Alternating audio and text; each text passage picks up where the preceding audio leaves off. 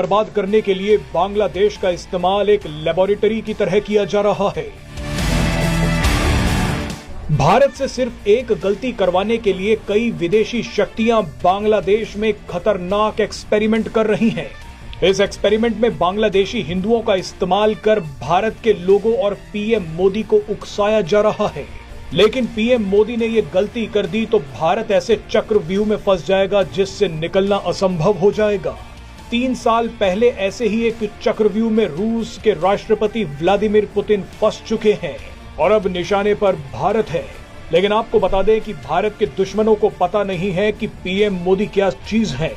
इस वीडियो में आपको बताएंगे कि कई देश मिलकर बांग्लादेश में भारत से कौन सी गलती करवाना चाहते हैं। दरअसल एक खतरनाक रणनीति के तहत कोशिश की जा रही है कि भारत एक बार बांग्लादेश पर हमला कर दे।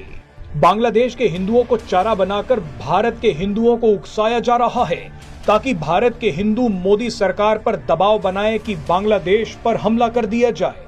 लेकिन भारत ने अगर बांग्लादेश पर हमला कर दिया तो ऐसा चेन रिएक्शन शुरू हो जाएगा जिससे निकलना मुश्किल होगा।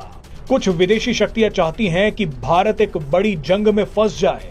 अगर भारत किसी देश के साथ जंग में फंसता है तो वही होगा जो पिछले 3 सालों से रूस के साथ हो रहा है। दुनिया भर की शक्तियां अभी तक भारत को रोकने में नाकाम रही हैं। इसीलिए भारत को बर्बाद करने की आखिरी कोशिश की जा रही है। ये कोशिश तभी तक की जा सकती है जब तक डोनाल्ड ट्रंप शपथ नहीं ले लेते। बांग्लादेश में इस वक्त अमेरिका, चीन, पाकिस्तान, कई आतंकी संगठन और जॉर्ज सोरोस जैसे गैंग इसी बात का इंतजार कर रहे हैं कि भारत सिर्फ एक गोली चला दे, उसके बाद आग भड़काने का काम हमारा है। हूबहू ऐसा ही खतरनाक एक्सपेरिमेंट रूस के साथ किया जा चुका है।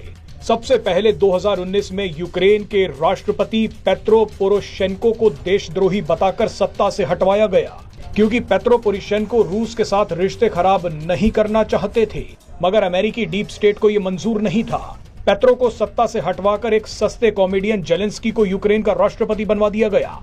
उसके बाद असली खेल शुरू हुआ।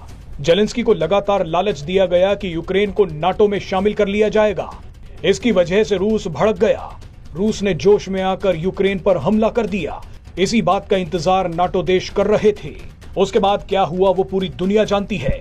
यूक्रेन तो नाटो का सदस्य नहीं बन पाया, लेकिन उसी दिन से रूस को जंग में धकेल दिया गया। रूस चाहते हुए भी इस जंग से नहीं निकल पा रहा है। इस जंग का रूस की अर्थव्यवस्था पर बहुत बुरा असर पड़ रहा है।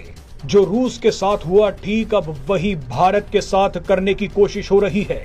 शेख हसीना को सत्ता से हटाकर मोहम्मद यूनुस को लाया गया है। बांग्लादेश में हिंदुओं को निशाना बनाकर भारत को उकसाया जा रहा है।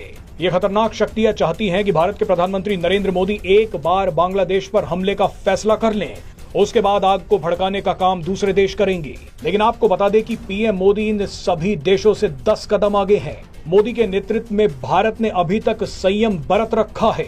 पीएम मोदी जानते हैं कि बस कुछ दिन की बात है। जिस दिन डोनाल्ड ट्रंप अमेरिका की सत्ता में आ गए उस दिन ये सारे डीप स्टेट वाले मारे जाएंगे। आने वाले दिनों में बांग्लादेश का इलाज किया जाएगा, लेकिन वो इलाज कैसा होगा वो पीएम मोदी तय करेंगे।